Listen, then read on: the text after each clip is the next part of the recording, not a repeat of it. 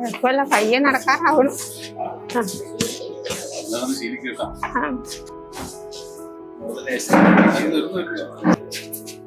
നടന്ന് ശീലിക്കണല്ലേ? അതെ അതെ, നടന്ന് ശീലിക്കണം. പയ്യെ മതി, പയ്യെ മതി. നിൽക്കല്ലേ?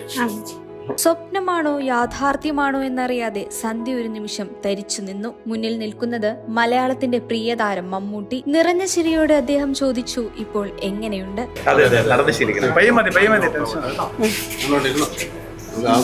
നിൽക്കല്ലേ?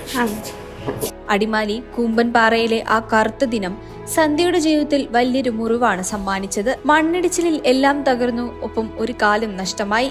എന്നാൽ വേദനകളെ അതിജീവിച്ച് താൻ പിച്ചവച്ച് തുടങ്ങിയ പുതിയ കൃത്രിമക്കാലിൽ എഴുന്നേറ്റ് നിന്ന് സന്ധ്യ മറുപടി നൽകി.